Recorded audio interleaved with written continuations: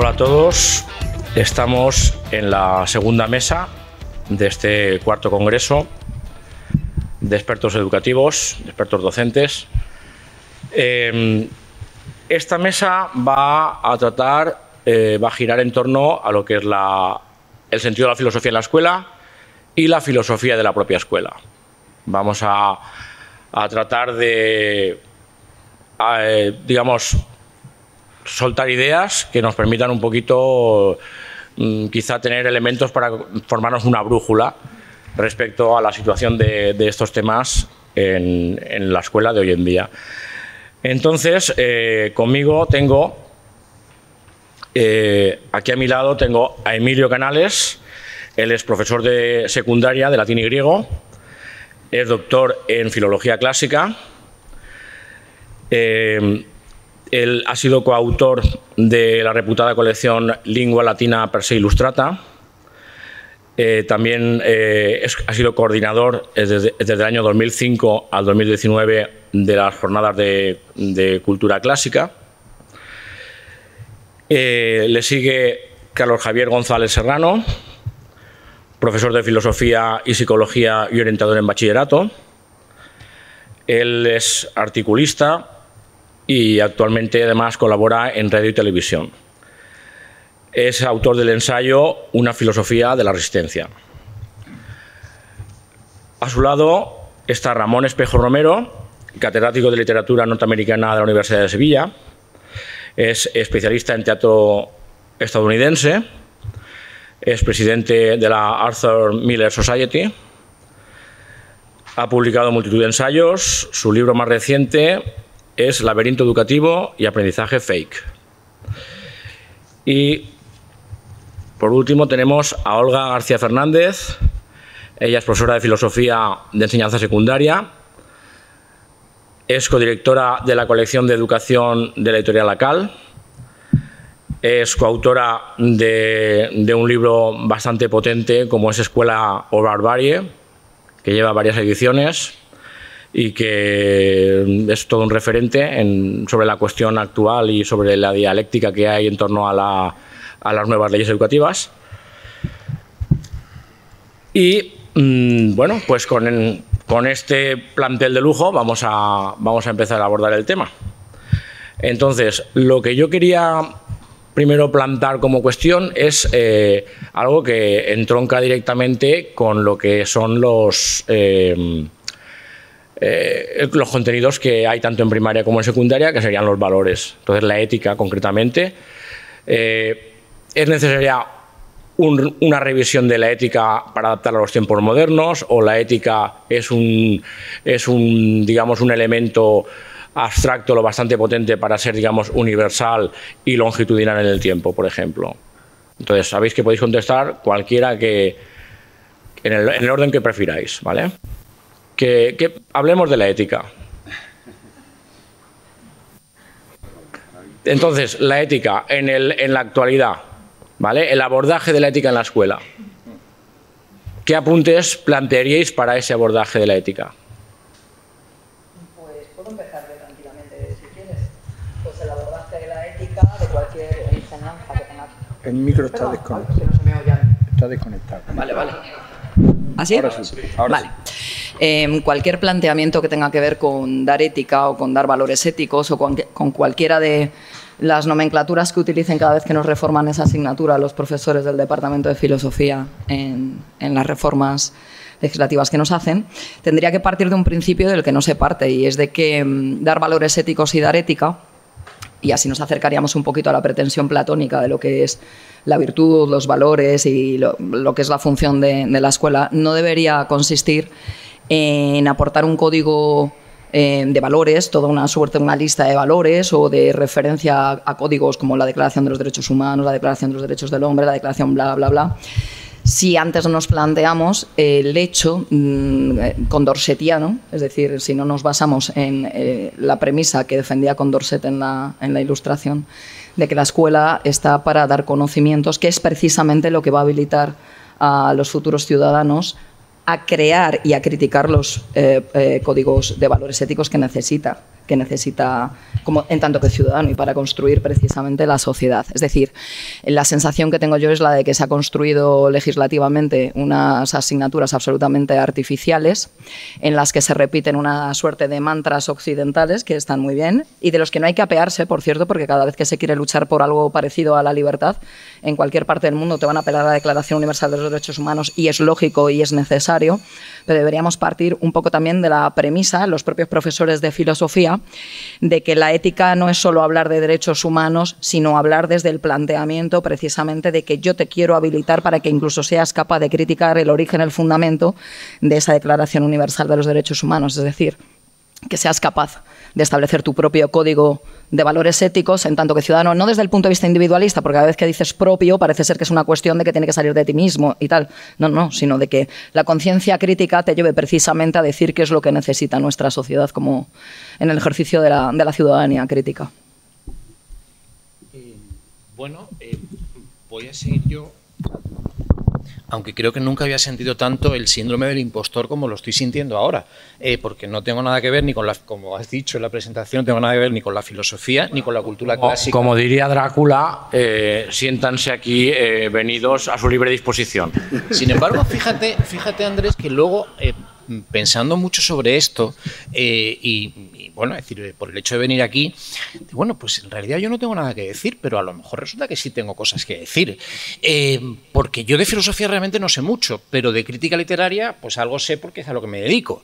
Y el problema que yo tengo es que la crítica literaria nos la han quitado los filósofos y se la han quedado ellos. Es decir, tenemos tanta contaminación de la filosofía dentro de la crítica literaria que la han convertido, bueno, ellos no, porque no ha sido obra de ellos, sino de otros que han querido imitarlos, la han convertido a la crítica literaria en algo, en su mayoría, hoy día, totalmente irrelevante. Completamente irrelevante, ninguna relevancia. Es decir, podemos coger prácticamente el 99% de lo que se publica en materia de crítica literaria y tirarlo a la basura, porque no sirve absolutamente para nada. ¿Por qué? Por la contaminación de la filosofía. Es decir, de pronto hemos llegado a la conclusión todos de que la filosofía era el centro de todo y que entonces había que imitar, pero además a la filosofía posmoderna, ¿no? Es decir, que es la que mola hoy día, la que gusta y la que todos imitamos. Es decir, esa que dice mucho, pero en realidad no dice absolutamente nada, es decir, y en eso estamos, ¿no? Decir mucho y no decir nada.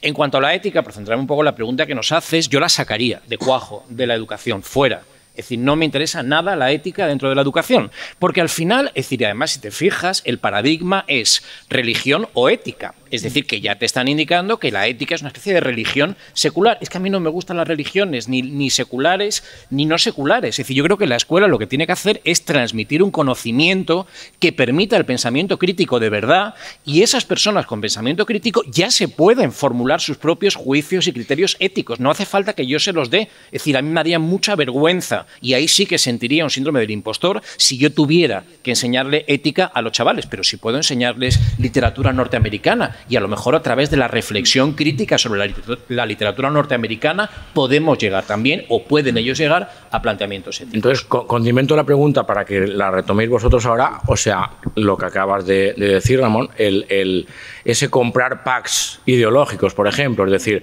por ejemplo, tenemos el caso de los ODS, de los Objetivos de Desarrollo Sostenible, que es un pack, es decir, compras un pack y es un pack que te garantiza, digamos, estar entre el rango de los buenos, ¿no? Pero claro, lo compras a veces de forma quizás excesivamente acrítica, es decir, están formulados bien porque digamos que como marketing están muy bien formulados, pero claro, puede ser que arroje muchas dudas, ¿no? Yo quiero saber vuestra opinión sobre esto. Yo creo que el compañero ha dado en una de las claves importantes, y es el tema de la ética dentro de la escuela. Perdón. Creo que estaba encendido. ¿Se me oye? Sí. Bueno, ha dado con una clave importante, como es el de la ética dentro de la escuela, porque es ese paz políticamente correcto que necesitamos para, en cierto modo, liberar a la familia de la responsabilidad de educar. Ese es el conflicto último que estamos teniendo, todo el mundo lo sabe, todos los presentes, sean de la materia que sean. Yo no quiero extenderme mucho en este aspecto, pero sí tengo que decir que evidentemente a medida que se ha ido desarrollando las diferentes leyes educativas, la carga que ha caído sobre la escuela ha sido enorme, enorme. Nosotros, no digo que fuera bueno ni malo, cuidado, no pongamos etiqueta a las cosas. Éramos, antes que nada, esos transmisores de conocimiento de que hablábamos antes, pero necesariamente tenemos que ser educadores, porque lo somos, lo llevamos en la sangre, y tenemos que educar conductas y lo hacemos día a día. Ahora, que haya una asignatura, como bien ha dicho, que tenga que oponerse a la religión, eso ya es materia de harina de otro costal. ¿Por qué? Pues porque los franceses lo tienen claro. Es decir, sacaron hace muchísimos años la religión fuera de los colegios, de la escuela, y no pasó absolutamente nada. Es materia que debe integrar la vida del individuo para el que quiera y que lo haga precisamente fuera del ámbito educativo. La ética es esa asignatura maravillosa que dan profesores que se quedan sin horario, en la mayoría de los casos, lo sabemos, ¿verdad? Y que al final pues van absolutamente descontentos a dar algo que ni les gusta ni les atrae y que al final no se hacen ni con la clase porque no son especialistas. Entonces, esa es la verdad de la aula. Cuando hay un compañero de filosofía que imparte la asignatura es maravilloso, pero cuando es porque me faltan 2 horas, entonces la cosa empieza a fallar seriamente. Habría que reflexionar sobre si lo que queremos es limpiar conciencia con este tipo de materia para que desde la escuela hagamos aquello que no se está haciendo desde el ámbito familiar, que es largo y tendido, por cierto. Yo tengo unas reflexiones en ese sentido muy, muy largas, pero creo que van a corresponder a otras preguntas que va a hacer aquí el moderador. ¿Hablo? Es que no sé qué decir ahora. En fin, bueno, es que porque tengo muchas cosas que decir. ¿El qué? Sí, no, a mí me encanta que me acorrale. Pero yo en primer lugar diría que, por ejemplo, en la Comunidad de Madrid, la ética es, o sea, se reduce testimonialmente a una asignatura optativa. Ahora voy a otros asuntos, pero la ética es optativa, es decir, depende del estudiante. En primer lugar, depende de la Comunidad de Madrid si ofertarla o no. Depende de las comunidades autónomas si ofertarla o no. Y en segundo lugar, valores, o sea, educación en valores cívicos y éticos es 1 hora a la semana en segundo de la ESO, al menos en la Comunidad de Madrid, con lo que se puede hacer en 1 hora, que se pueden hacer muchas cosas, pero es 1 hora. En segundo lugar, creo que, o sea, yo estoy absolutamente de acuerdo con lo que ha planteado Ramón, yo estoy saturado de que la filosofía esté por todas partes y que acabe por ser algo absolutamente güero, vacío. Todo el mundo tiene que hablar desde el punto de vista filosófico porque somos los filósofos los que trasladamos el sentido crítico a la sociedad. En fin, yo conozco profesores de filosofía que hacen de todo menos transmitir el sentido crítico, quiero decir, pero que no es cuestión de empezar, ahora lo hablaba con un compañero, no es cuestión de empezar a mirarnos a nosotros, sino empezar a mirar a las leyes educativas y qué está sucediendo ahí. En cualquier caso, un poco conectando, ahora sin entrar en más polémica, que la va a haber, por lo que veo, y está muy bien que la haya, estoy pensando, por ejemplo, en lo que ha dicho Olga. Creo que es importante primero que lo den especialistas. Pero yo no puedo dar literatura porque, en fin, aunque hiciera una habilitación, y todos saben de lo que estamos hablando, yo no puedo dar literatura universal, porque yo he leído mucho, pero yo no he estudiado literatura. Yo no puedo ser crítico literario ni profesor de literatura. O sea, que los especialistas, y esto lo digo desde la concertada, que sé dónde me estoy metiendo. Quiero decir, que sé dónde me estoy metiendo. Yo tengo la suerte de que en mi centro educativo no hay esas, ¿cómo se llaman? Proximidades, ámbitos. Yo no doy literatura, yo doy filosofía, valores, historia de la filosofía, y bueno, porque también estudio psicología, en fin, quiero decir, puedo dar psicología porque la puedo dar. Ahora bien, a lo que yo voy, conectando un poco con el discurso de Olga, y ya termino, es que creo que si de algo sirven estas asignaturas, ética en 4º de la ESO y valores en 2º de la ESO, es para, como dice Platón en el Fedón, no poder olvidar ciertas cosas.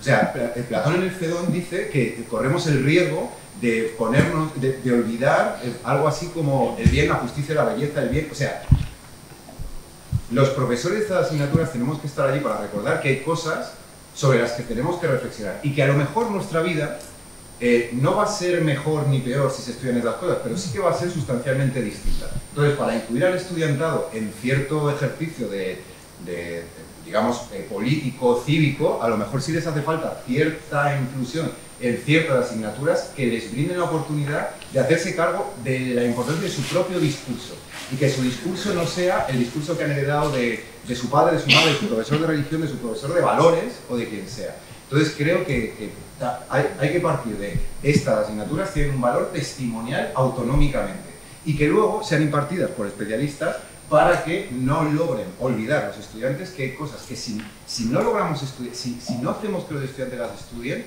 las van a olvidar. Bueno, en fin, de momento. Muy bien. Voy con la siguiente pregunta, que enlaza con la anterior. ¿Qué interpretación le dais a este fenómeno cuyos detractores denominan woke, el fenómeno woke? Es decir, porque es una especie de moralina, ¿verdad? Entonces, ¿qué lectura hacéis del fenómeno en su conjunto? Si veis que tiene un trasfondo o si viene una causalidad, ¿verdad?, de este fenómeno que se convierte, pues sí, en una especie de religión laica, efectivamente, ¿no? Entonces, ¿qué análisis hacéis de esto? ¿Qué interpretación hacéis de este fenómeno? De esto sí me gustaría decir algo, porque aquí ya me siento yo más cómodo, porque al final Irene va a tener razón cuando me puso aquí, ¿no? Yo no lo entendía, pero igual ella tenía ahí su planteamiento oculto que no terminaba yo de ver. Bueno, esto surge en Norteamérica, yo me dedico a eso, por tanto, es decir, el fenómeno woke, pues es un fenómeno que igual que los franceses heredaron hace ya tiempo, ahora lo estamos heredando nosotros. Es decir, para mí... Es decir, la filosofía de la escuela, es decir, volviendo un poco al título de la mesa, hay dos corrientes filosóficas que a mí me parecen absolutamente fundamentales. Una es el neoliberalismo, hablando de una filosofía socioeconómica, si queremos llamarlo, y otra es el posmodernismo, es decir, al que yo me he referido. Pero, es decir, me gustaría hacer un pequeñísimo experimento, ya que ahora se lleva tanto en educación el experimentar, como si estuviéramos... En fin, con ratones y con... voy a hacer el siguiente experimento. Es decir, yo he estado sentado en la conferencia de Carlos Javier y yo he anotado las siguientes cosas que él ha dicho y las voy a enumerar, son 6 o 7, es decir, me va a llevar 5 segundos. Él decía que no hay que domesticar al alumno, es decir, por tanto, no hay que someterlo. Es decir, la educación es algo que somete, ¿no? Es decir, y que oprime y que restringe la libertad. Él hablaba de que hay que acompañar al alumno y no imponer algo, sino simplemente, bueno, llevarlo de la mano y que él descubra lo que a él le interesa en cada momento. Insistía mucho en la necesidad de motivar. Hablaba, es decir, en términos un tanto, es decir, criticaba en la educación cuando se plantea en términos teleológicos, es decir, que tenemos que llegar a este objetivo, que nuestra vida tiene que servir para llegar a este sitio, etcétera, etcétera. Hablaba de los alumnos y dijo en un momento dado que de tontos tienen lo justo, es decir, que son muy inteligentes. Decía que también que no hay que enseñar a Aristóteles, porque eso realmente no es lo importante, ¿vale? Es decir, yo con todo esto puedo hacer dos cosas. Es decir, puedo venir a su conferencia, leer sus libros y entender que esto que acabo de hacer es básicamente descontextualizar todo lo que ha dicho, o puedo realmente, es decir, intentar entender todo esto como parte de un pensamiento bastante más complejo. ¿Qué hace Mayo del 68 con el posmodernismo? Justamente lo que yo acabo de hacer al principio con las ideas de Carlos Javier. Es decir, quedarse con 4 cosas, es decir, ponerle mucho papel, muchos lacitos, muchos adornos y dominar y hacerse con el control de la educación. Eso es exactamente lo que está pasando. Es decir, ni siquiera es el posmodernismo. A mí me interesa mucho Foucault, me interesa mucho estos autores. Lo que no me interesa es esa versión destilada e imbécil de la que la escuela se ha apropiado. Igual que yo me acabo de apropiar de sus palabras para decir algo que no es lo que él pretendía decir. La rebelión programada que se hablaba antes en los 80, ya se ha dejado de hablar de ello. A mí me llama la atención, ¿no? Entonces, un poco en esa línea. ¿Qué tenéis que decir vosotros? Bueno, en mi caso, yo tengo claro esto de las rebeliones de las que estamos hablando y estos movimientos, que, por ejemplo, está muy de moda hacer cosas porque son muy políticamente correctas. Voy a poner un ejemplo muy claro. Las huelgas en educación se pueden hacer por motivos educativos, pero no se pueden hacer por motivos externos a la educación. Entonces, yo he vivido huelgas tales como es que nos solidarizamos con los que ha subido el precio del metro en Madrid, los estudiantes, tal y cual. Mira, eso lo estáis cogiendo por los pelos. Quiero decir que parece que hay una sociedad ahora que se rebela contra cosas, pero una sociedad totalmente dominada desde la escuela. ¿Por qué? Porque desde que empezó todo el fenómeno del Oxelon, Law y tal, y antes también, en su momento, si procede, hablaré de ello. Hay alumnos que evidentemente salen con lo básico, con lo mínimo y con 3 y 4 asignaturas suspensas. Ha llegado un momento en este país, y yo he estado presente en una sesión de evaluación donde discutíamos que había que aprobar al chico, esto pasó el año pasado, porque sabía ponerse el casco de la moto y era un buen ciudadano cuando salía a la calle. Y estos disparates descontextualizados, desgraciadamente, claro, contados así son una anécdota, pero en el día a día son un horror. Que estamos mandando a ciudadanos sin cabeza ahí fuera, solo porque saben ponerse el casco de la moto y le han quedado 4 asignaturas. Bien, el resultado de todo esto está muy bien, las convocatorias luego por redes, que es la segunda fuente de información, y que parezca que yo soy una persona implicada en mi sociedad revolucionaria, fíjate lo que ha pasado en Estados Unidos, pero en la práctica, ya os digo, es que yo he vivido huelgas absolutamente absurdas y disparatadas, sin sentido, fuera de cualquier lógica, y eso le quita bastante mérito a todo lo que se hace desde el punto de vista de, por ejemplo, los movimientos estudiantiles, sin ir más lejos. Muy rápido, creo, o sea, gracias.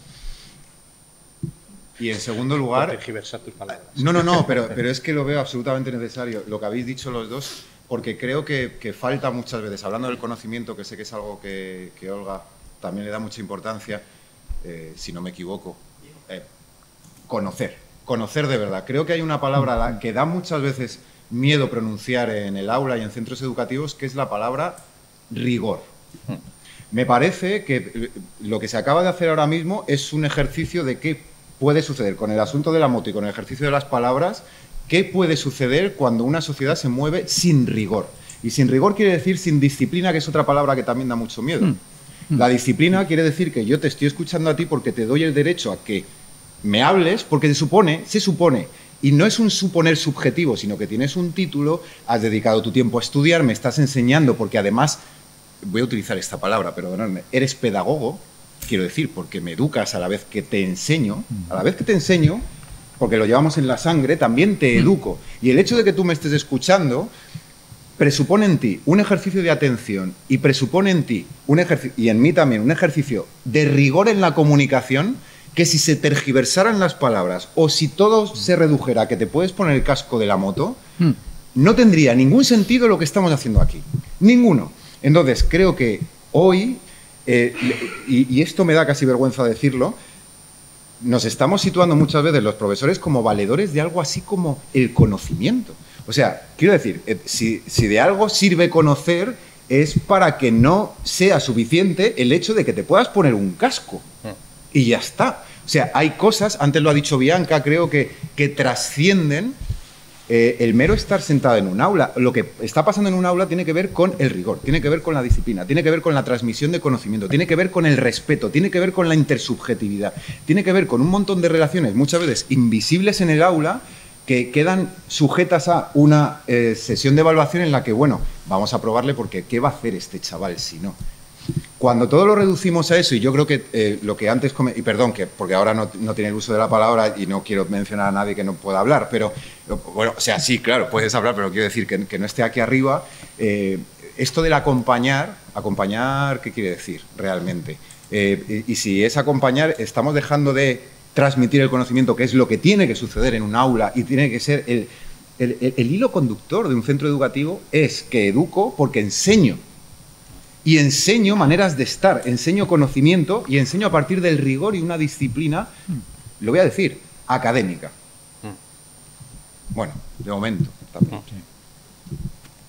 ¿Termino yo? Bien, bueno, a ver, es que lo que estamos hablando precisamente es de lo que ha dicho, lo que habéis dicho todos, es de una versión debilitada e imbécil de lo que es el conocimiento, un picoteo. En eso consiste la filosofía woke y en utilizar un lenguaje bien sonante para transmitir pues, una suerte de subjetividades y de opiniones que estamos acostumbrándonos a elevar al reinado de la verdad. Es decir, eso es lo que hay. Y es precisamente todo lo contrario de lo que debería ser enseñar y aprender en la escuela, porque la escuela debería servir precisamente para impartir conocimientos, para pensar sobre conocimientos científicos, en el sentido estricto de la palabra, y sobre todo para evitar eso que llamamos los filósofos, que somos unos pesados. Estoy completamente de acuerdo. El reinado de la subjetividad. Es decir, todos sabemos que que los alumnos, los profesores, todos llegamos con nuestros intereses, con nuestras motivaciones, con nuestros prejuicios, con nuestras ideas preconcebidas a un aula. Pero la gracia es que cuando nosotros enseñamos, desde la especialidad que sea, académica en la que se imparten conocimientos, permitamos precisamente con esos conocimientos que los alumnos abandonen esos intereses particulares, esas particularidades que les anclan a su vida real y puedan ascender en esa objetividad, es decir, en el conocimiento científico de las cosas. Por una cuestión muy sencilla, porque esta infiltración que tiene la escuela de este espíritu woke, del awakening, y que claro, si sabemos de dónde viene, solo tiene un objetivo, y es un objetivo práctico, es un objetivo político, y es deshabilitar como ciudadanos críticos. Es decir, estamos metiendo subjetividades a cascoporro, y además lo llamamos, ya que abrimos melones, ese es un melón que siempre está abierto, y lo llamamos integración y además contemplación de los intereses particulares del alumnado en el aula, desde la LOCSE legislativamente, así pum, puesto, y lo que estamos haciendo es precisamente multiplicar esos intereses, esas opiniones absolutamente subjetivas, y con lo cual estamos deshabilitando la función de la escuela, que es precisamente el reino de la objetividad. Y con la objetividad no estoy diciendo nada que sean mantras ni verdades absolutas ni dogmáticas, es que hay que saber lo que significa subjetividad y objetividad, y la objetividad es contrastable.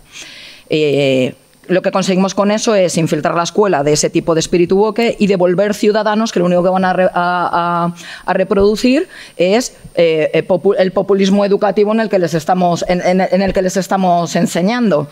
Y eso imposibilita el ejercicio real de la política. Eso lo tenía claro ya en el sofista Platón.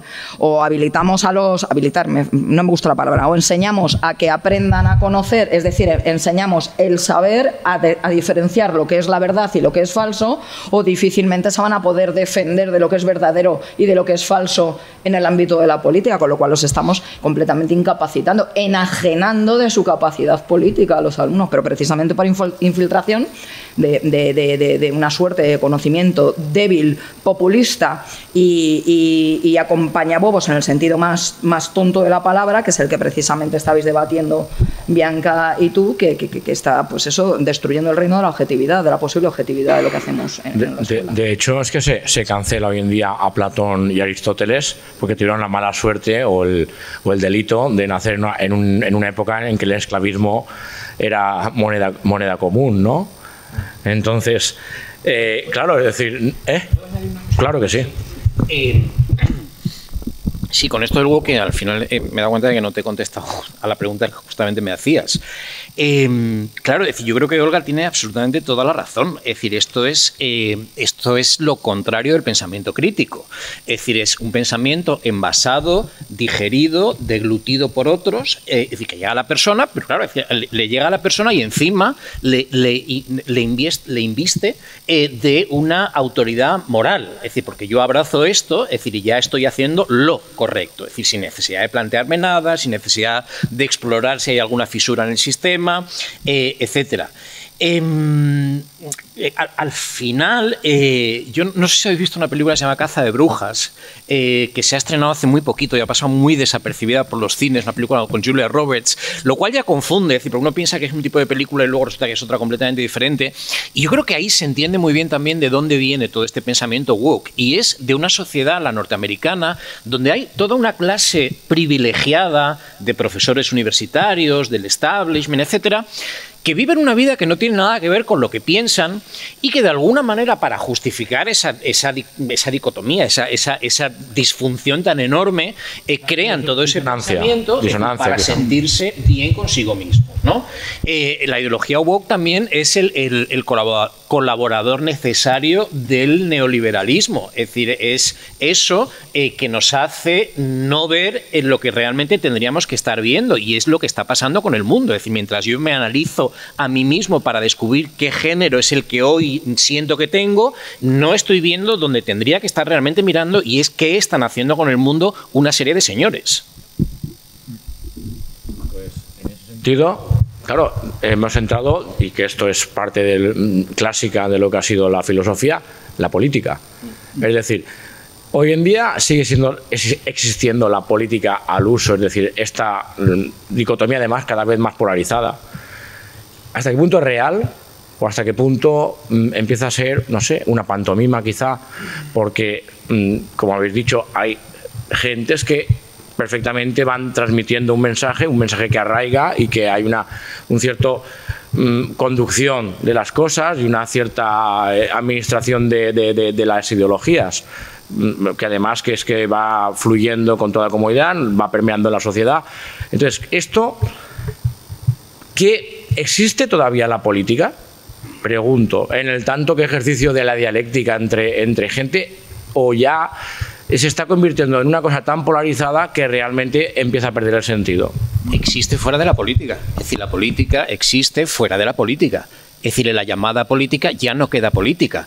Es la misma distinción entre pensamiento crítico de verdad y el pensamiento crítico que aparece en los papeles educativos. No tiene nada que ver. Es decir, el auténtico pensamiento crítico no está ahí. Es decir, ese es el otro. Es decir, el de la ideología woke, etcétera. Es decir, no existe. Política es lo que estamos haciendo nosotros, aquí hoy. Esto sí es política. ¿Lo que hacen los partidos?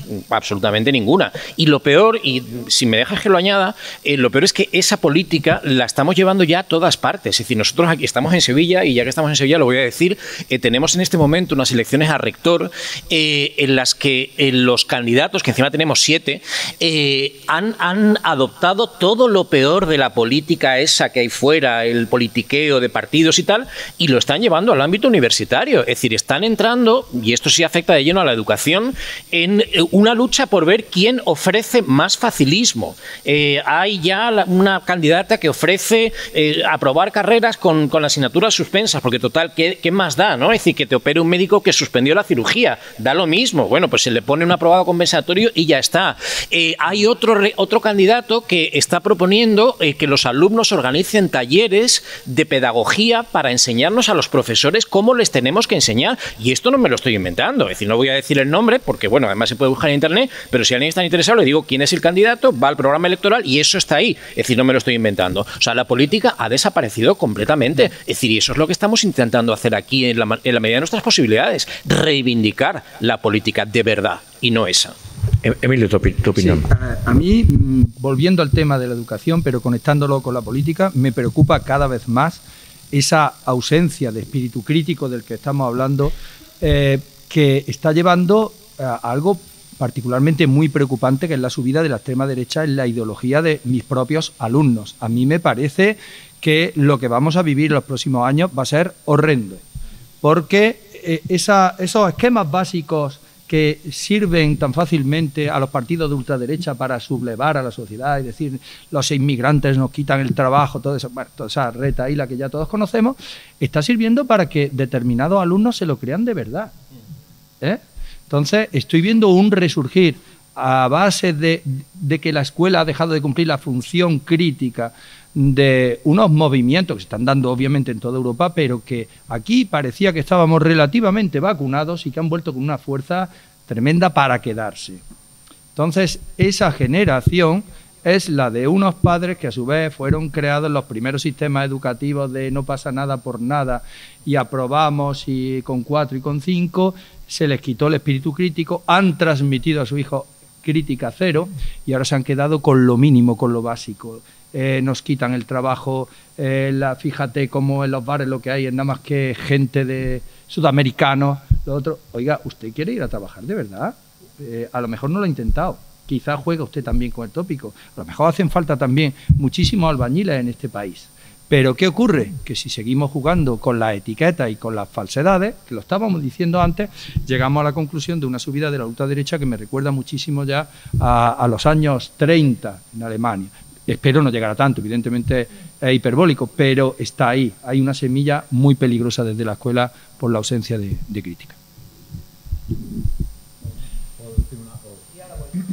Muy rápidamente, bueno, es que se están abriendo muchos temas absolutamente centrales, pero tirando un poco del hilo de lo que habéis dicho los tres, Olga, Ramón y Emilio, a mí hay algo que me preocupa profundamente, que tiene que ver con eso que ha mencionado antes Olga, de la objetividad, y es la creciente subjetivización de todos los espacios públicos. Hay muchos estudiantes me dicen que tienen derecho a tirar papeles en el aula porque es su aula. El aula es un espacio público, es un espacio público.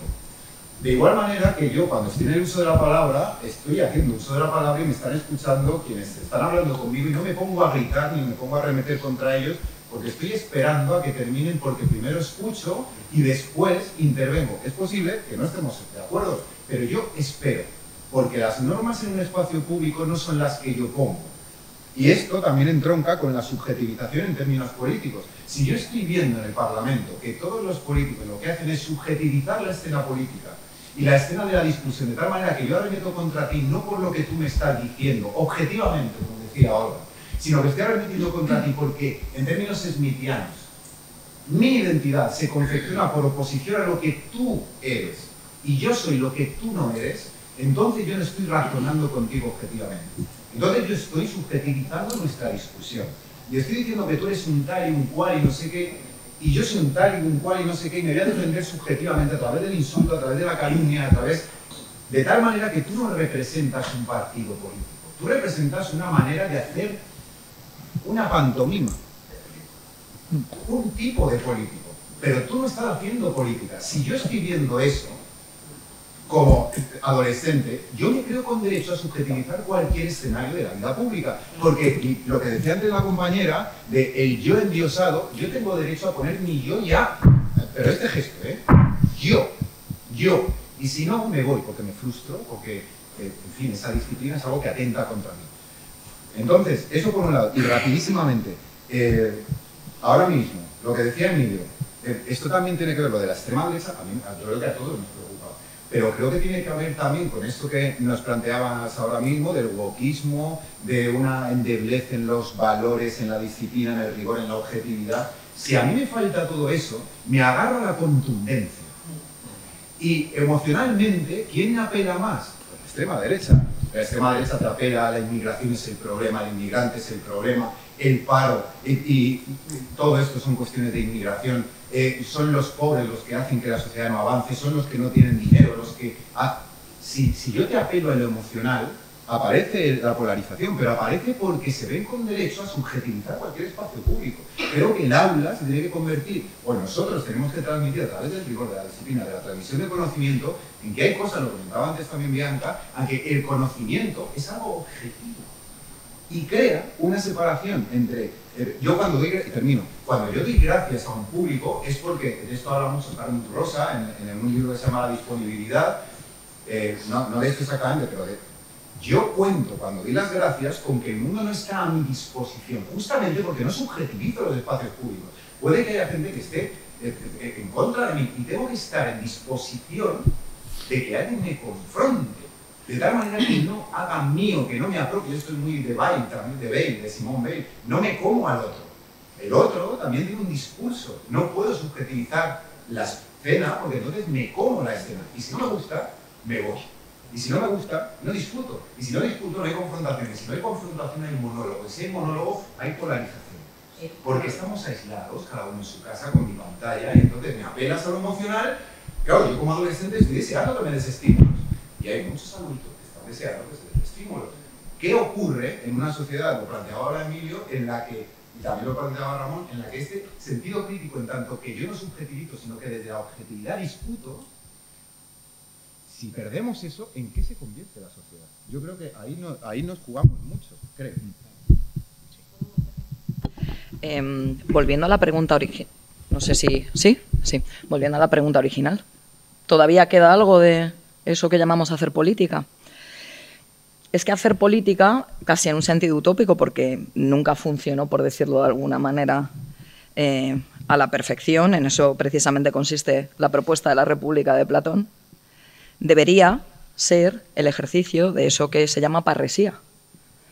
Y la parresía, y no voy a explicar a un catedrático de griego lo que es, lo resumo, es la capacidad de criticar el espacio público, las propias instituciones que te representan, no en el caso de una democracia directa, pero que te representan en tanto que formas parte de ellas. Y eso significaba el uso público, la capacidad de hacer un uso público de la palabra. Pero es que la capacidad de hacer un uso público de la palabra no es decir la primera opinión que se me pase por la antesala del cerebro. Si es que ha pasado por la antesala del cerebro. No. Hacer un uso público de la palabra consiste en que yo tengo conocimientos como para saber qué tengo que hacer para criticar lo que está pasando a mi alrededor, es decir, para formar parte. Pero claro, eso tiene que ver también con esa subjetivización que hemos hecho de ese espacio público, que lo consideramos un espacio de derechos cuando es un espacio de deberes. Es un espacio de deberes. Igual que la parresía siempre ha sido un deber político, igual que la Declaración de Independencia de Estados Unidos, corrígeme si no, está reconocido, no, impelido el deber a resistir como ciudadano a la opresión. Y es un deber, no es un derecho.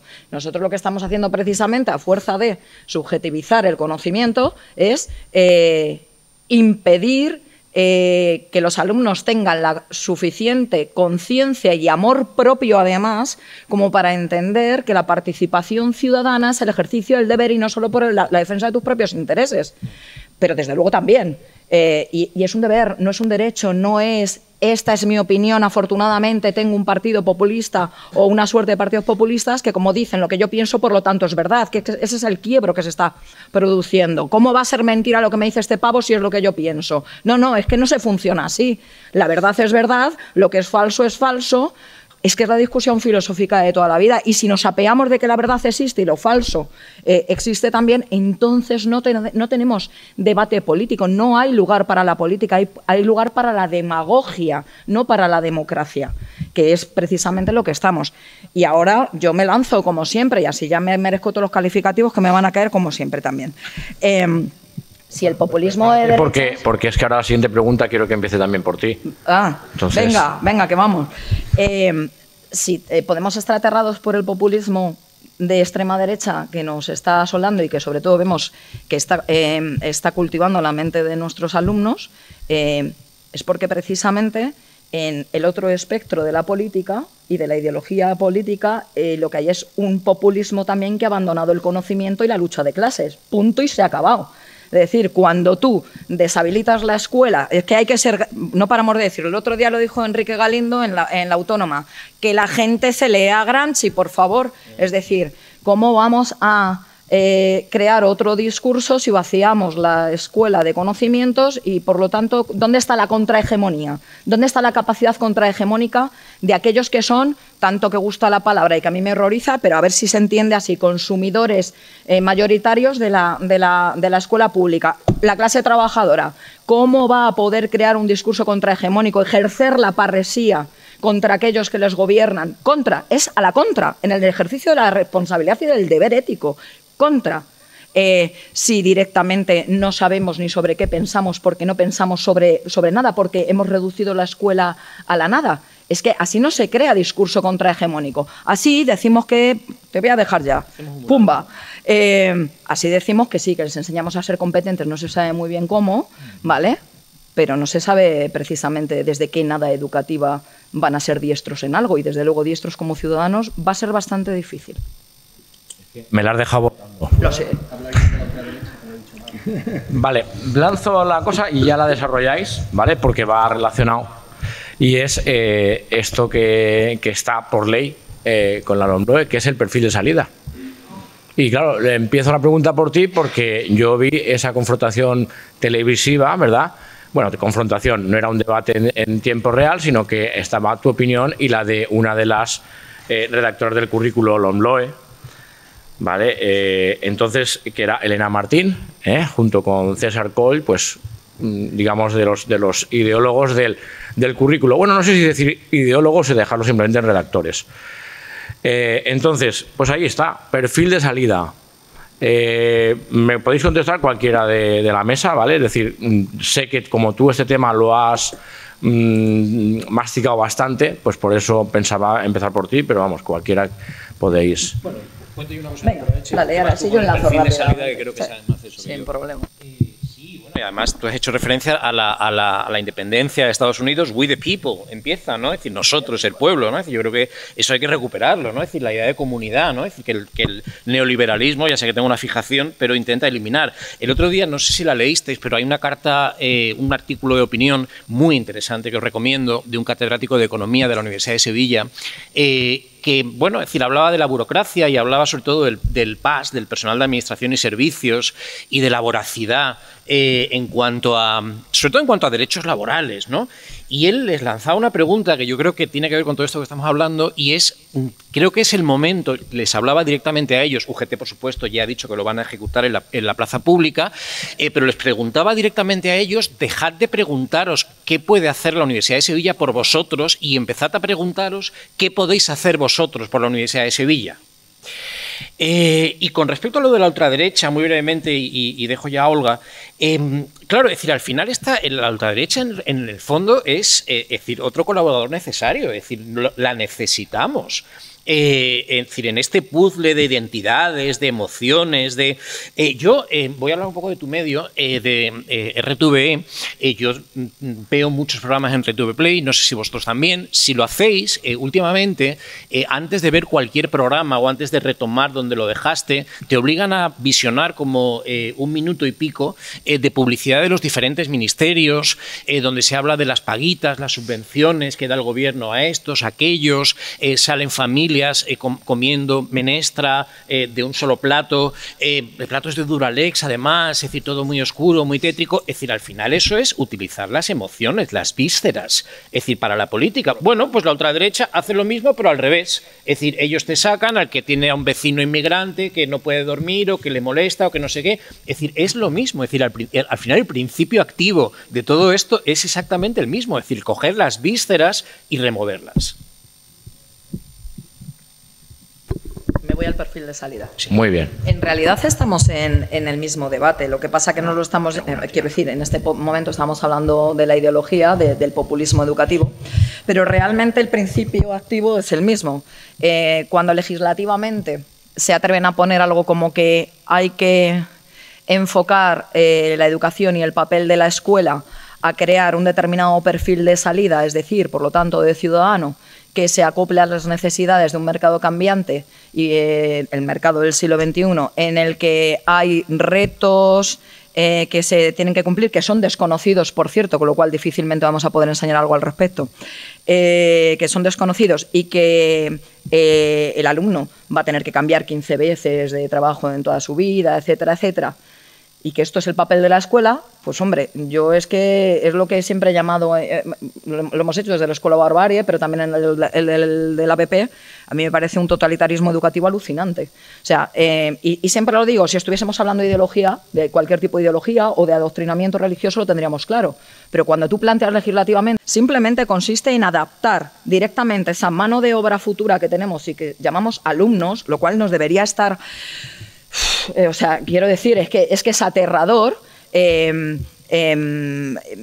que nos están diciendo es que tenemos que crear un determinado tipo de ciudadano y nadie se está llevando las manos a la cabeza ni está poniendo esto en los tribunales. Hombre, por favor, que es que me da lo mismo que sea una ideología política, ¿vale?, apelando al principio activo de las emociones, etcétera, que intentar manipular por otro lado, pero que esto está en normativa, que esto es legislación, es el Real Decreto, en la LOMCE, eso lo explica muy bien Miguel Ángel, no aparece el perfil de salida en la LOMLOE, pero ya lo tenéis luego en la normativa que lo desarrolla. Entonces, ese perfil de salida consiste además en la enseñanza competencial, en lo de aprender a hacer cosas y ser diestro cuando ni siquiera saben en qué consisten las cosas. Xavi Massó lo decía el otro día en la Autónoma, pues volvamos a los gremios medievales, donde la gente sabe hacer las cosas pero no sabe por qué las hace. ¿Cuál es el fundamento teórico de esta disciplina? Pero si es que es una imposibilidad en sí misma. Por favor, hay que leerse a Kirchner, a Kendrick, saber que no se puede desarrollar una destreza en nada, salvo que sea el puro automatismo de una máquina, que a lo mejor es lo que estamos buscando, en cuanto a la adaptabilidad al mercado, a lo mejor es que es eso lo que queremos, ¿vale? Y volvemos a la reproducción, al fetichismo de la mercancía que decía ayer nuestro compañero canario. Claro, es que estamos haciendo precisamente esa reproducción, convirtiendo las identidades en lo que necesita el mercado. Y eso es lo que me planteaban en ese, que no era un careo, ¿vale?, que era una contraposición que montó Javier Martín en Televisión Española respecto de lo que es la educación por competencias y la educación, evidentemente, en conocimientos científicos. El tiempo nos apremia. Quiero dirigir una pregunta concreta a Emilio y luego lanzo una como colofón ya para toda la mesa. Emilio, la cultura clásica en la escuela actual, encaje. Bueno, total, pero desencaje por parte de los políticos, claro. A ver, esta es la gran pregunta y quiero enlazar con... ¿Se me oye, no? Sí. Con lo que ha dicho Olga, ¿no? ¿No es Olga? ¿Verdad? Bien. Veamos. Sí. Bueno, la cuestión es la siguiente. Voy a conectar con lo que ha dicho Olga Y en primer lugar vamos a realizar una reflexión. Algo que no se ha sacado todavía. ¿Es la escuela la que debe obedecer a los cambios sociales? ¿O lo que queremos es hacer cambios sociales en la escuela para cambiar la sociedad después? ¿En qué orden? Porque resulta que cuando empiezan las primeras reformas era porque la sociedad había cambiado. Y a los pocos años resulta que la sociedad ha cambiado otra vez. Y a los 4 años la sociedad ha vuelto a cambiar. Y porque se estaban concatenando fracasos sobre fracasos. A mí me da igual ya ir al destierro, porque yo ya llevo desterrado siendo de clásica desde hace prácticamente 30 años, con lo cual lo que diga simplemente es responsabilidad mía. Pero esta gente de la que habéis hablado, Marchesi, Kohl y demás, no tienen el más mínimo empacho de seguir participando una y otra vez en las mismas reformas que siguen fracasando, y ahora donde dije digo Diego, y ahora se llama situación de aprendizaje. El mismo señor que hace 20 muchísimos años estaba hablando de las bondades de la primera ley educativa que tuvimos, la democracia. Entonces, ¿en qué quedamos? Es decir, es que ni siquiera hay una consecuencia ideológica en todo esto. Y ellos, y ahora voy a parar a la respuesta de lo que me estás diciendo, deciden que evidentemente la sociedad se divide entre gente productiva, materias productivas y materias totalmente improductivas como la mía. Bueno, eso ya venía de lejos, ¿eh? El franquismo ya con los tecnócratas ya no nos quería ni ver, porque esto para qué sirve, vámonos fuera. La eterna reflexión que Nuccio Ordine precisamente ha tenido a bien responder. La literatura sirve para mucho, el latín sirve para mucho, ahora no es momento ni es foro, pero sí digo que se simplificó la cosa de tal manera que o ciencia o letras desde los años 70. Oiga, yo he sido testigo en numerosos países de cómo se compatibilizan totalmente alumnos que están haciendo física y química con griego. Y no pasa absolutamente nada. Y son países desarrollados. Elementos de reflexión, por cierto, porque a lo mejor lo que nos diferencia de Tombuctú y de los países desarrollados es la ausencia de la importancia que le damos a materias despreciadas totalmente en el sistema, como la música, como las materias clásicas, y además filosofía, que está a punto de estar en el paredón alguna que otra vez, y la han rescatado en el último momento, y ustedes lo saben igual que yo. Y siempre cuando hablo con mi compañero de filosofía me dice, esta vez hemos tenido suerte, a ver en la próxima. Esa simpleza de miras nos lleva a lo que está pasando ahora. Sale un chaval y resulta que ahora en las oposiciones sí eran importantes las faltas de ortografía, mire usted. Ah, es que eso no lo habíamos pensado, lo habíamos soltado aquí diciendo que estas cosas tan irrelevantes como la falta de ortografía o la saber tener un lenguaje exquisito, entrar en el mundo de la filosofía gracias al griego, gracias al latín, resulta que al final sí va a tener su importancia. Y eso ha provocado directamente que estemos mandando durante años a gente que no puede entender un mensaje mínimo. Al final se ha mostrado la relevancia. En todos estos procesos no se ha cuestionado en ningún momento que el latín vuelva a ser una asignatura que afecte tanto al bachillerato de sociales como al bachillerato de humanidades. Nos siguen relegando, las consecuencias están claras. ¿Por qué? Porque en la penúltima ley, con esto acabo, lo que se aumentó fue el número de horas de matemáticas. Las cosas siguieron igual.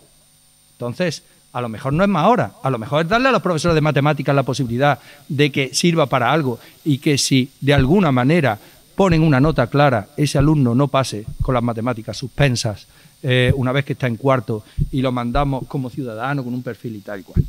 Entonces, en definitiva, pues a mí se me cae la cara, o se me caería la cara de vergüenza de estar en 7.000 reformas educativas diciendo una cosa y la contraria, añadiendo otras cosas diferentes como las situaciones de aprendizaje, de las que todos estamos hasta las narices, no hemos llegado a entenderlas bien.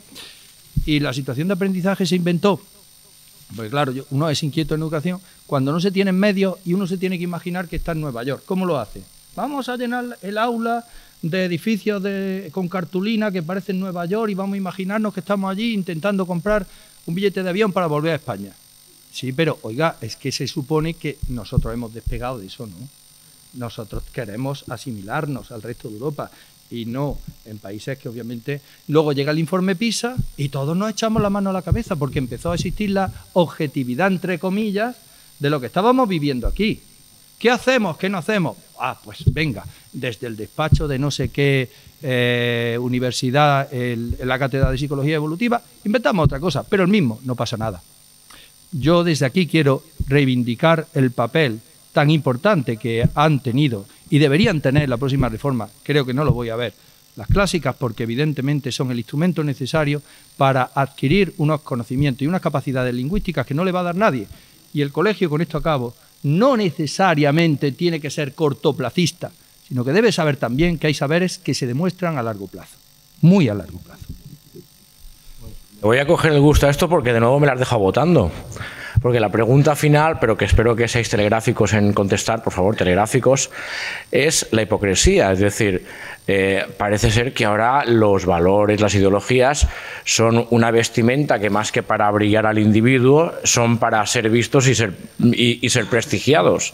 Es decir, es algo que parece que cojamos para mostrar y con ello ubicarnos o tener un respaldo social antes que para tener una cobertura interna nuestra propia, ¿no? Entonces, la hipocresía. Es decir, hay más hipocresía, está en auge la hipocresía. ¿Qué pasa con esto? Venga, la hipocresía. Bueno, claro, es decir, es que lo que importa en este mundo no es, en inglés hay una expresión que es virtue signaling, que significa no tener virtud, sino hacer ver que la tienes. Bueno, pues esto, volvemos otra vez al posmodernismo, ¿no? Es decir, volvemos a Baudrillard, a los simulacros, volvemos a Guy Debord, a la sociedad del espectáculo. Es decir, lo importante es aquello que puedes mostrar, ahí están las redes sociales, ¿no? Es decir, como ejemplo más claro. Y yo ya por intervenir para la última cosa, ya no decir nada más, a mí hay dos cosas ya que me dan, a mi edad avanzada, mucha pereza. La primera es César Coll. Es decir, esto me da ya mucha pereza porque, claro, llevamos décadas, es decir, criticando. Yo creo que lo que OCRE debería hacer, ya que ha organizado magníficamente este espléndido congreso, quizá el próximo objetivo sería hacer un crowdfunding para comprarle a este señor una isla muy bonita, no Mallorca, porque está Miguel Ángel, tampoco queremos fastidiarlo, pero bueno, alguna que esté por allí cerca, y mandarlo allí y que descanse, que vaya a la playita, que esté, porque ya está bien. Es decir, ya está bien. Es decir, adaptémonos al mundo cambiante y tal. Y esto nos lo dicen señores que son ya del Pleistoceno superior. El fontanero que te ha hecho la fuga, luego lo vuelves a llamar. Claro, es decir, ya está. Es decir, me da un poco de pereza César Coll, y lo digo delante de la cámara. Bien, me da usted un poco de pereza, señor. Y otra cosa que me da a mí mucha pereza es tener que estar todo el día explicando por qué tenemos que enseñar filosofía, por qué tenemos que enseñar la cultura clásica, por qué tenemos que no sé qué. Pues yo ya no quiero explicarlo más. Es decir, porque sí, punto. Es decir, porque la humanidad decidió en el Renacimiento que había que volver a la cultura clásica porque si no nos quedamos en la Edad Media. Y a mí me interesa más lo que decían los pensadores del Renacimiento que lo que diga el señor César Coll. Y por eso hay que volver. Se acabó. No quiero dar más explicaciones. Genial.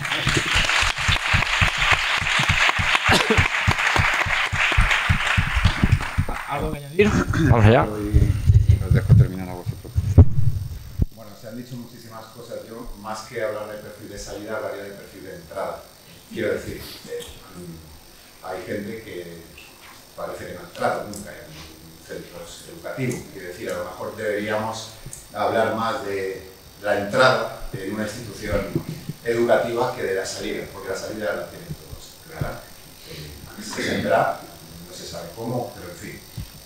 Hay algo que ha dicho, bueno, habéis dicho cosas muy sugerentes, pero hay algo que tiene que ver, y perdonad, me voy a ir a mi disciplina de ánima, Aristóteles, al final de ánima, con respecto a los oficios y lo que comentabas, Olga, y hablabas de lo que tenemos en las manos.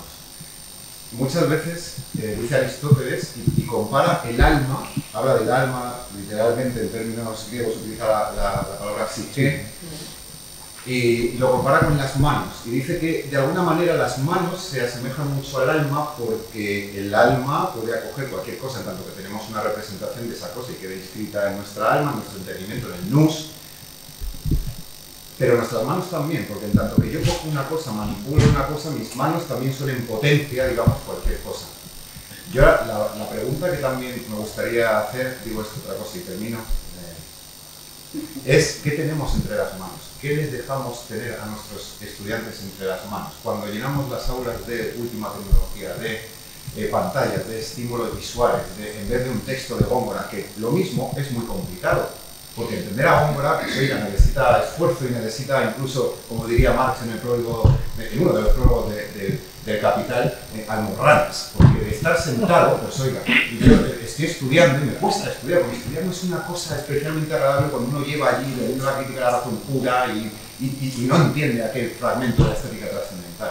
Y esto pasa con un fragmento de Shakespeare o pasa con la Declaración Universal de los Derechos del Hombre, en fin. ¿De qué estamos llenando las manos de nuestros adolescentes y de qué estamos permitiendo que tengan las manos llenas? Si todo el rato tienen esto, y esto son notificaciones, tienes todas las posibilidades aquí. El mundo lo tienes aquí, no, perdone, el mundo se investiga leyendo a un terrorista, y luego me voy a otro que piense lo contrario, y esto tal, no sé qué, necesita esfuerzo, necesita disciplina, necesita rigor. Si yo lleno mis manos de voy de esto a lo otro, no hay esfuerzo.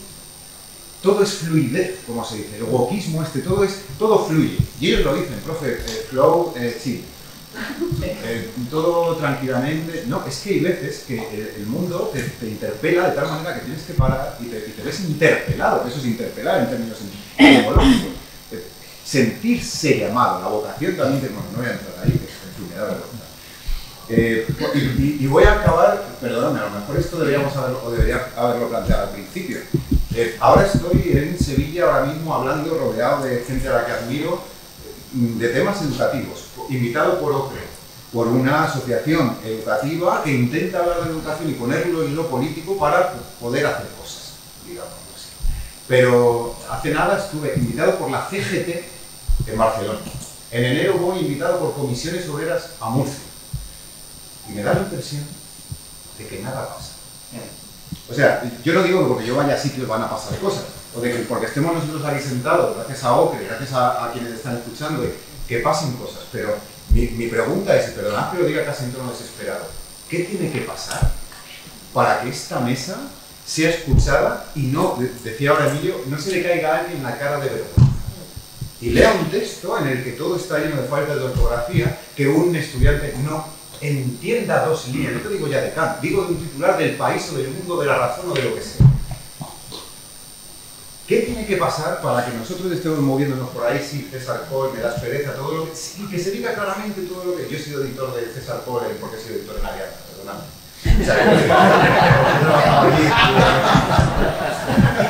O sea, eran cuestiones, tenían las órdenes de arriba.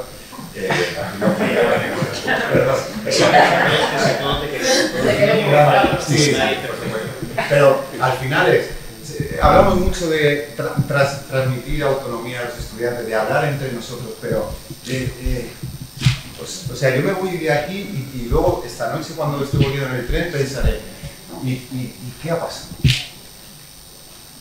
O sea, esa es la pregunta que a mí me gusta. O sea, ¿qué tenemos que ir al ministerio y con una pancarta? Mira, la marea verde. Y yo no me puedo ir ahí del todo porque yo no estoy en la pública. Pero yo voy también a esas manifestaciones, aunque no esté en la pública, porque sí soy servidor de lo público. Que es, aunque, en fin. ¿Qué tiene que pasar? ¿Qué se tiene que hacer? Que el de la moto, el de la moto era, ¿no? Sí. O sea, no lo sé. ¿Qué tipo de desgobierno tiene que venir? Y no te sé toda la ironía de ¿qué desgobierno tiene que venir para que las leyes educativas cambien en la raíz, radicalmente? Entonces, sí, sindicatos, nos unimos, hablamos, pero ¿qué sucede al final? O sea, yo dejo ahí la reflexión como ¿qué tendría que pasar? Y estoy dando tantas vueltas a algo que es muy sencillo, a esta pregunta tan sencilla, porque de verdad que me causa real impotencia. Y que sigamos discutiendo y hablando. Y estoy al lado de catedráticos de universidad, de gente que lleva a la universidad, de Orga con toda su trayectoria. O sea, y pienso que no pasa nada. Me estáis recordando aquel telegrama largo del inicio de la Guerra Fría, ¿eh? Perdón. O sea, Termino. Telegráfico, ¿vale? Yo termino. Muy telegráfico, a ver si me sale. Os voy a dar una referencia. Jaime Echegaray, no sé si lo conocéis, tiene un grupo que se llama Control Remoto, es profesor de filosofía, es un proyecto filosófico educativo y tiene una canción que es mi favorita. Jaime Echegaray aparte es amigo mío, quiero decir, pero lo pongo en lo que vale, que es lo académico y lo musical, ¿vale? Hay una canción que se llama Error de cálculo y parte del estribillo dice es que no se avergüenza nadie aquí de sí mismo, ¿vale? Porque la pregunta va por la hipocresía.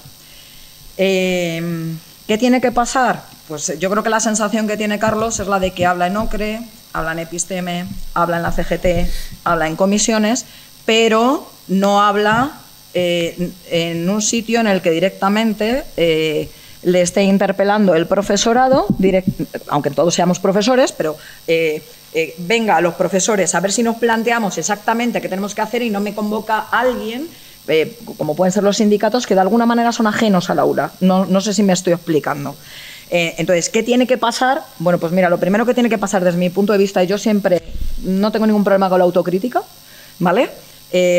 Es que admitamos de una vez por todas que en el sistema educativo en el que estamos le estamos faltando al respeto al alumnado, porque lo estamos timando, tal y como está funcionando. En el momento en que un profesor sea capaz de decirse eso a sí mismo, aparte de cogerse una depresión porque va a caer, ¡pum!, ¿vale? ¿Sí? Es decir, la depresión es cuando va a aparecer porque se va a sentir colaboracionista de una cosa muy grave. Probablemente también decida sentirse en fraude de ley, ponerse en fraude de ley para hacer lo que tiene que hacer, ¿sí? Que ya lo decía un compañero, Carlos, de lengua. Pero sobre todo, es que efectivamente es eso. Es que si hay algo que es la hipocresía, es no admitir, y lo mismo así empezamos a movilizarnos y a interpelarnos entre nosotros, sin que nos interpelen, por decirlo de alguna manera desde fuera, para que vayamos a contar cosas, si admitimos el principio básico de que estamos timando al alumno y faltándole al respeto, porque no le estamos dando lo que mejor le podemos dar. Y yo lo digo siempre, que es, en nuestro caso, Platón en lugar de Prozac, Platón en vez de pastillas, conocimiento en vez de tratamiento terapéutico de la conducta y acompañamiento con coaching y esas cosas. Entonces, lo mejor que tenemos, que es el saber en la especialización que manejemos. Y entonces abandonaremos la hipocresía particular, que afecta además, desde mi punto de vista, especialmente a esos que somos servidores públicos y funcionarios, porque tenemos la capacidad de hacerlo. Porque es que tenemos la capacidad de hacer ese uso público parrésico de la palabra, precisamente. Y no lo hacemos, y luego seguir continuando hacia arriba o hacia el lado que queramos. Pero ese es el principio para romper con la hipocresía institucionalizada y legitimada por ley. Si no os importa, pasamos al turno de preguntas y los que os habéis quedado con más ganas de hablar, las contestáis, ¿de acuerdo? Vamos, allá tenemos a alguien que quiere... Tenemos para 2 preguntas que han de ser, pues no sé, si el otro era telegráfico, esto tiene que ser ya, pues espartano, ¿vale? Lacónico. Ya quiero laconismo ya, ¿eh? O sea... Perdón. De Siria no, pero quiero laconismo absoluto, quiero que me habléis como los espartanos. Sí, por aquí, adelante. Aquí. Más que preguntas, simplemente toda la conversación y ya simplemente el título de esta ponencia me llevó a la escuela desde la filosofía y la cultura clásica. Claro, desde la cultura clásica, el término política, esperaba que lo dijerais antes y de filón pasó polis, lo público, etcétera. Pero enseguida salió el término de, bueno, desde la filosofía. ¿Y a dónde fuisteis al posmodernismo? 68, en Berkeley, y escucháis mi acento. No, y hay algo que me molesta, y me molesta mucho, es que los gringos son el modelo y no la cultura clásica, los griegos, los romanos. Y claro, luego nos quejamos porque hablamos o habláis del término woke, y yo dije, ya sé de qué me estáis hablando, pero eso es gringo, no tiene nada que ver con España. Vale. Lo siguiente, que la política actualmente es una farsa, que es dijisteis, un drama, no, una farsa, pura pantomima. Y eso me recordó cuando yo hice el CAP a distancia, la última vez que la Universidad Complutense lo permitió, y me dio 4 tochos grandes para aprender lo que es la historia de la educación. Y allí aprendí que todo el siglo XIX, Cánovas del Castillo, y antes eran liberales y conservadores, ahora son neoliberales y progresistas, pero siempre ha sido así. Uno y otro hicieron el Tratado del Pardo, ¿no? Que tú primero, luego yo, luego tú, y eso creo que sigue siendo lo mismo. Sobran. Hablasteis de bueno, PP, PSOE, LOMLOE. Esto me recuerda al siglo XIX y no tenemos que ir con los gringos, lo tenemos aquí en España. Yo creo que de ahí viene también otra cosa que dijisteis. ¿Por qué no latín? No, es que ponemos al de filosofía, al de música y al de clásicas, porque no tienen horas, a dar inglés, porque el inglés es lo que importa. Y a mí me parece que de ahí viene todo esto. Y la siguiente, simplemente quiero decir, ¿de qué nos quejamos? Sí, estamos tomando a los gringos y hablamos de la educación del espectáculo, pues claro, porque es Hollywood. Lo que quieren es pantallas, ritmo, sorpresas, estímulos, pero también necesitamos contexto para explicar a Góngora, a Garcilaso, pero es que estamos hablando de los gringos, estamos hablando de los youtubers, estamos hablando de todo, pero no hay contexto en España para explicar cultura clásica, filosofía e historia de España. No sé, gracias. Muchas gracias.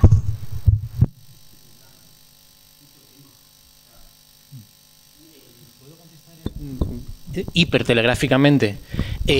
Hay gringos de todo tipo. El problema es que siempre copiamos lo peor. Es decir, porque gringo también es Zoró, al que tendríamos que volver, del siglo XIX. Es decir, gringo no solamente es Donald Trump, es decir, también es Zoró. Entonces, el problema es que siempre copiamos pues aquello que quizás menos tenemos que copiar. Telegráfico. Yo también. Me alegra el comentario porque en parte ha dado la clave de muchos de los problemas, pero por terminar, si nosotros hubiéramos cogido un sistema educativo, lo hubiéramos retocado lo mínimamente posible, nos hubiéramos puesto de acuerdo y hubieran llamado a profesores de secundaria, todo este problema no hubiera existido nunca. Eso para empezar. Lo dejamos haciendo mínimas modificaciones, siempre tenemos Finlandia en la cabeza, ¿verdad? Pero no hacemos nada por asemejarnos en lo bueno de Finlandia, que tampoco somos iguales, ¿eh? Ellos viven en otra latitud, con otros problemas y con otra sociedad. Pero sí es cierto que han tocado mínimamente durante años los currículos. Si lo hubiéramos hecho, no estaríamos como estamos, cada 3 o 4 años cambiando programaciones, enterrados en procesos administrativos que no nos interesan y estaríamos enseñando. Esa es la clave, no hay otra.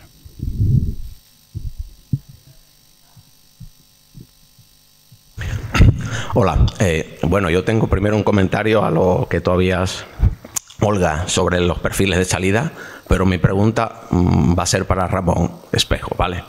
Entonces, tú habías comentado de que, bueno, ahora se busca un perfil de salida que tenga, que sea muy dócil al poder político, ¿no? Que sea, que al fin y al cabo hay una ideología detrás.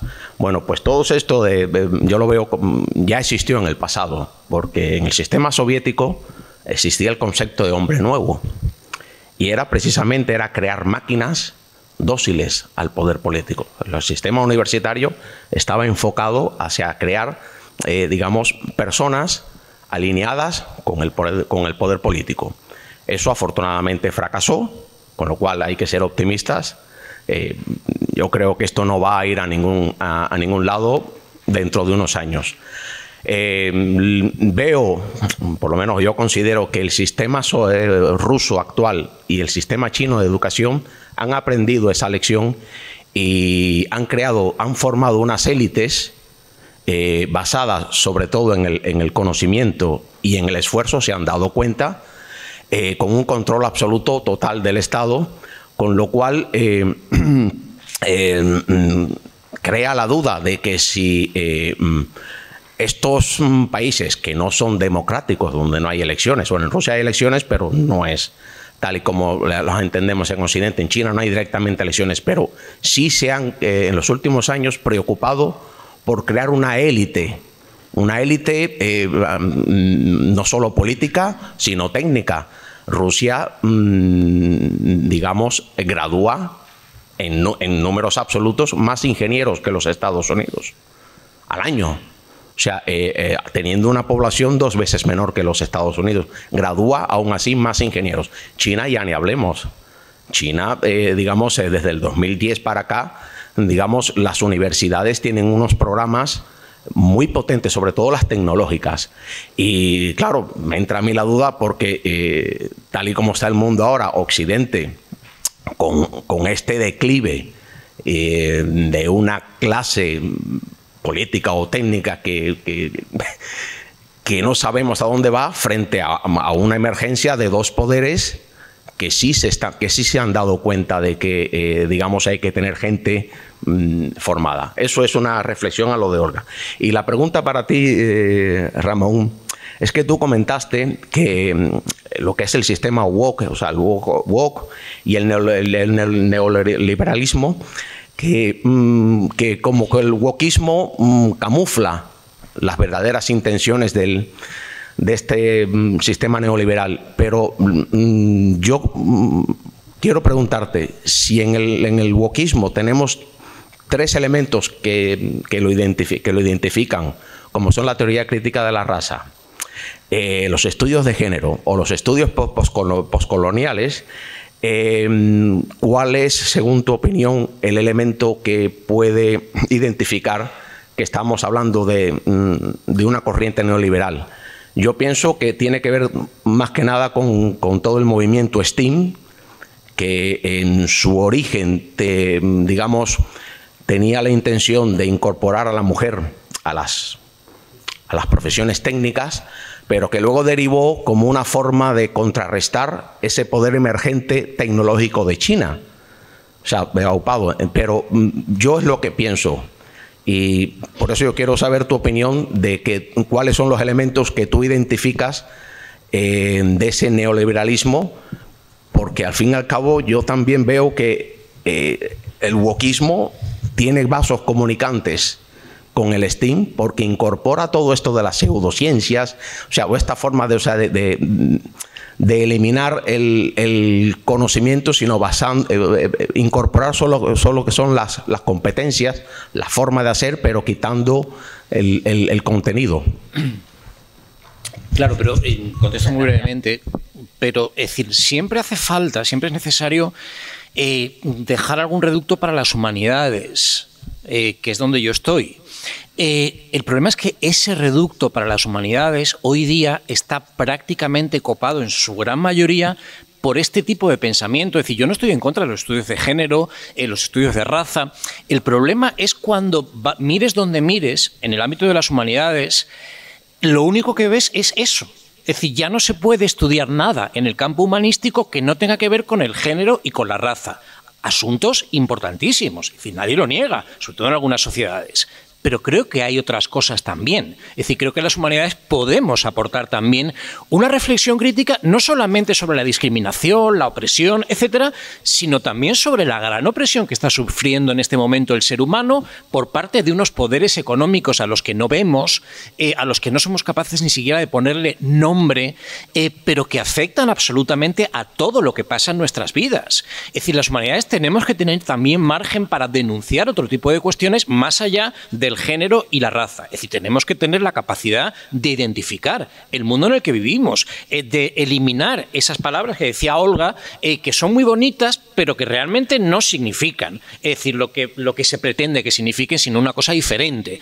Para eso es importante el estudio del lenguaje, el estudio de la comunicación, el estudio de los textos, el estudio de los discursos. El problema es que en ese ámbito ya solamente podemos estudiar cosas que tengan que ver con el género y con la raza. Es decir, nos han echado, es decir, de otros ámbitos en los que sería muy importante también que aportáramos cosas. Eso por lo menos como yo lo veo. ¿Puedo decir una cosa en un segundo? Pues solo un segundo. Es que estaba pensando, antes he mencionado a Kaczynski, quiero leer simplemente lo que viene muy a cuento y otra referencia. En el libro blanco de los empresarios españoles de 2019, donde se habla dos veces de las humanidades, dos veces, una para decir que tienen menos capacidad de ingreso en el mundo laboral que las técnicas, tecnológicas, ingenierías, etcétera, etcétera, y la otra que se menciona es para que todos los ingenieros técnicos tal tengan algo de espíritu crítico. O sea, solo se menciona dos veces, una como sierva y la otra exactamente, o sea, no sirve para nada porque no te va a dar empleo. Y lo último simplemente, o sea, esto es para hacer pensar, puedes estar de acuerdo o en desacuerdo con Kaczynski, pero esto dice, por ejemplo, el sistema necesita científicos, matemáticos e ingenieros, no puede funcionar sin ellos. Por eso se presiona tanto a los niños para que destaquen en estos campos y se valora más a la formación académica en el ámbito de la ciencia que en el de las letras. Estamos en la discusión en la que estamos, simplemente lo traigo por eso. Sin embargo, no es natural que un adolescente que por lo general desea el contacto activo con el mundo real pase la mayor parte del tiempo sentado en un pupitre absorto en el estudio. Bueno, y sigue ahí. Pero creo que es legítimo plantearse la pregunta. Porque yo soy tutor de un segundo de bachillerato híbrido de artes escénicas y ciencias. Es una de las experiencias más maravillosas que he tenido como profesor en mi vida. Lo que sucede en esa aula, cuando unos empiezan a hablar de física y la otra dice, pues el otro día estuvimos representando no sé qué de Beckett, y de repente sucede allí algo que trasciende todo. Entonces, ¿por qué tanto empeño en lo técnico, en lo tecnológico? Bueno, simplemente plantear la reflexión.